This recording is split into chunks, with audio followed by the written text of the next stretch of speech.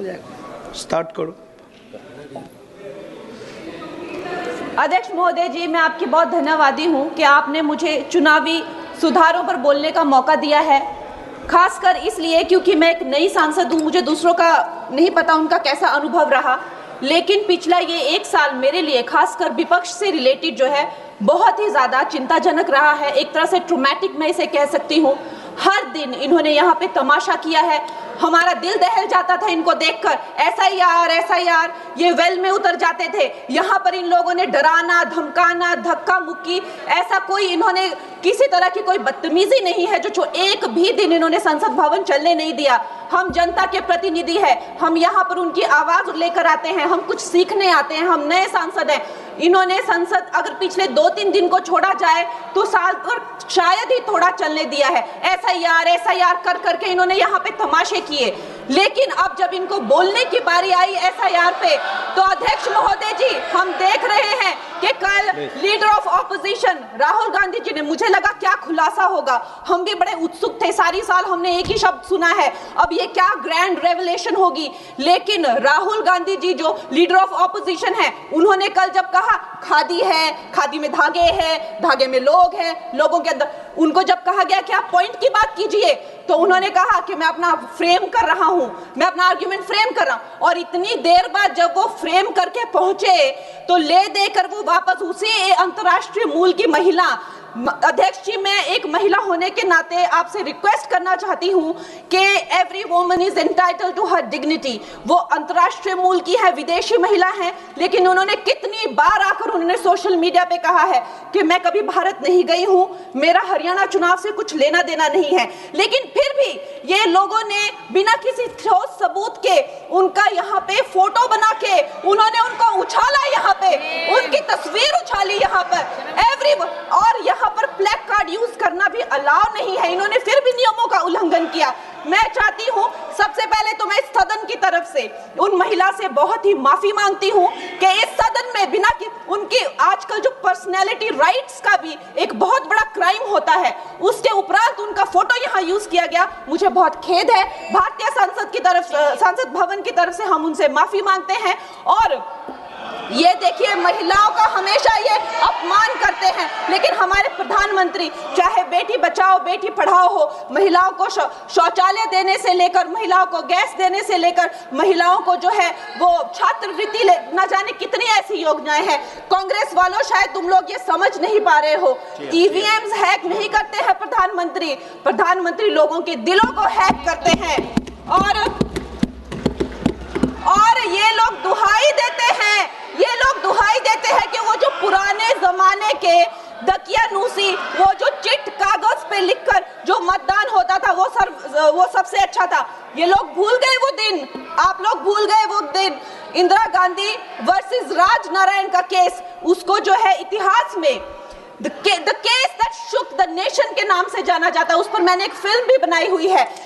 Vote चोरी और वोटों की धांधली के लिए एक प्रधानमंत्री पे एक साधारण से नेता ने केस किया था और उस धांधली में वो पकड़ी गई थी। हर उनका जो आरोप है उसमें सच सिद्ध किया गया था और रातों रात उनको कुर्सी छोड़ने के लिए कहा गया था और रातों रात जो है उनको ये आदेश दिया गया था कि आगे इतने सालों तक आप कभी जो है वो चुनाव लड़ नहीं सकते। ये धांधलियां इन्होंने करी हुई हैं और ये जो है उस टाइम के बैलेट बॉक्सों को उठाकर ले जाते थे ये लोग, और आज कहते हैं कि इनको ईवीएम्स जो है वो हैक हो जाते हैं। अध्यक्ष महोदय जी, मैं इनको याद दिलाना चाहती हूँ, प्रियंका गांधी जी कहती हैं कि छोड़ो पुरानी बातें, हम पुरानी बातें नहीं करेंगे, हम पुराने लोगों के बारे में नहीं बोलेंगे।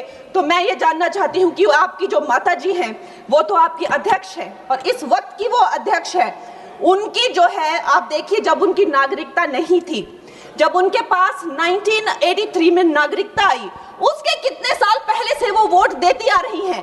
तो ये जो इनका जो परिवार है, एंटाइटलमेंट से जो ग्रस्त ये इनका परिवार है, ये प्रियंका गांधी जी को भी याद रखना चाहिए। चाहे आपका भूतकाल हो, चाहे आपका वर्तमान हो, आप सब लोग, चाहे ईवीएम हो या चाहे कागज पे लिखा हो, जब आप लोगों के चरित्र में जो है किसी तरह की मर्यादा नहीं है, आप लोगों ने कभी भी इस देश का, यहाँ की कानून व्यवस्था का, संविधान का कभी आप लोगों ने सम्मान नहीं किया हुआ है। और अध्यक्ष महोदय जी, बिहार में जैसे ही एसआईआर आया, एसआईआर लागू हुआ, हमारी सरकार ने जो है कम से कम 60 लाख से ज्यादा अवैध, अब ये जो सारे अमाननीय वोट कार्ड है, ये सिर्फ घुसपैठियों के नहीं है। कुछ ऐसे लोग हैं जो माइग्रेट हो गए हैं, कुछ ऐसे भी लोग हैं जो इस दुनिया में है ही नहीं। 60 लाख से ज्यादा। और अगर वो लोग जेन्युइन थे तो उन्होंने किसी ने तो रिक्वेस्ट करनी चाहिए थी कि भाई मेरा वोटर आईडी कैंसिल हुआ है। उसके उपरांत जो है 21 नए वोटर आईडी जो है उन्होंने दिए हैं। और इस तरह का एक माहौल बना बिहार में कि आज तक की सबसे ज्यादा वोटिंग जो है 67% वोटिंग हुई। नागरिकों में ये उत्साह जगा कि जो है इस तरह की जो क्लेंजिंग प्रोसेस है वो होना चाहिए। मैं एक देशभक्त होने के नाते अध्यक्ष महोदय जी, मैं ये प्रपोज करना चाहती हूँ कि हमारे देश में जो है हमेशा महीने 2 महीने बाद हमारे जो शीर्ष नेतृत्व हो गए, सारे अधिकारी हो गए, हमारे जितने भी रिसोर्सेज हैं, हम लोग उनको हर महीने 2 महीने में इलेक्शंस में जो है पुश कर देते हैं। इससे हमारे देश का बहुत ही भारी नुकसान होता है।